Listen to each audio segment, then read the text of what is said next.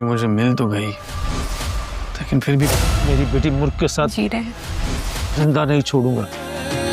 तुम्हारी बेटी बहुत मुश्किल में, बचा लो उसे। जान दे दूंगी अपनी, लेकिन कबूल नहीं। कुर्बान अली गुस्से और जिद में अंधा होकर सुंदरी के सामने आता है और उसका हाथ पकड़ते हुए कहता है कि आज तुम्हारा और मेरा निकाह होगा, जिसके बाद तुम हमेशा के लिए सिर्फ मेरी हो जाओगी। ये सुनते ही सुंदरी की आंखों में नफरत भर जाती है और वो गुस्से से चीख कर कहती है कि वो मर जाएगी, लेकिन कुर्बान से कभी शादी नहीं करेगी।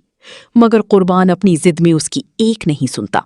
जैसे ही वो जबरदस्ती सुंदरी को अपनी तरफ खींचता है, सुंदरी गुस्से में उसके चेहरे पर जोरदार थप्पड़ मार देती है और चीख कर कहती है कि सुंदरी सिर्फ गुलाम की है। दूसरी तरफ बादशाह मुसलसल सुंदरी और गुलाम को तलाश कर रहा होता है।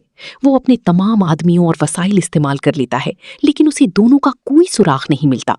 परेशान और गुस्से में डूबा हुआ जब वो घर वापस आता है तो अचानक उसे एक ऐसा राज पता चलता है जो उसकी होश उड़ा देता है। उसे मालूम होता है कि कुर्बान ने सुंदरी और गुलाम को अगवा करके अपनी खुफिया ठिकाने पर कैद कर रखा है और अब वो जबरदस्ती सुंदरी से निकाह करना चाहता है।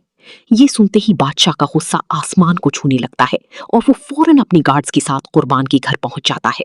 इधर कुर्बान जैसे ही बादशाह को गुस्से में अपनी तरफ आते देखता है तो खौफजदा होकर पिछले दरवाजे से फरार हो जाता है। बादशाह तेजी से कैद खाने की तरफ बढ़ता है, जहां से सुंदरी की चीखों की आवाजें आ रही होती हैं। दरवाजा तोड़ते ही वो सुंदरी को आजाद करा लेता है और उसे अपनी हवेली ले आता है।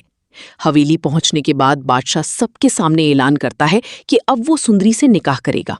ये सुनकर हर कोई हैरान रह जाता है, जबकि सुंदरी के दिल में एक नई बेचैनी जन्म लेती है। वो खुर्शीद से रोते हुए कहती है कि वो बादशाह से शादी नहीं करना चाहती।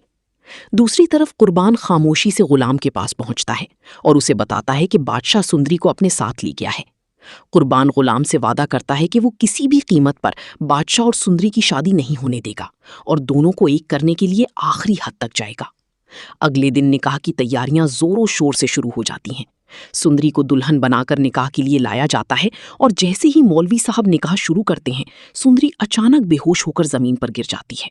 बादशाह घबराकर फौरन सुंदरी को अस्पताल ले जाता है, लेकिन यही वो लम्हा होता है जिसका कुर्बान और गुलाम इंतजार कर रहे होते हैं। कुर्बान खामोशी से गुलाम को लेकर अस्पताल पहुंचता है और दोनों चुपके से सुंदरी को वहां से निकाल लेते हैं। इसके बाद कुर्बान इन दोनों की अमेरिका की फ्लाइट बुक करवा देता है और गुलाम सुंदरी को लेकर हमेशा के लिए पाकिस्तान छोड़ देता है। जब बादशाह को मालूम होता है कि सुंदरी अस्पताल से गायब हो चुकी है और कुर्बान की मदद से अमेरिका जा चुकी है, तो उसकी दुनिया अंधेर हो जाती है। वो शिकस्ता दिल के साथ घर वापस आता है, मगर किस्मत उसके लिए एक नई खुशखबरी लेकर खड़ी होती है।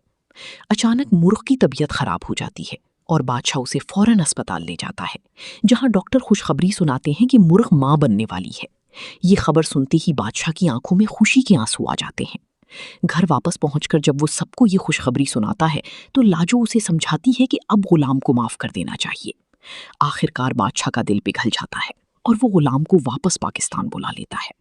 जब गुलाम वापस आता है तो वो भी खुशखबरी सुनाता है कि वो भी बाप बनने वाला है।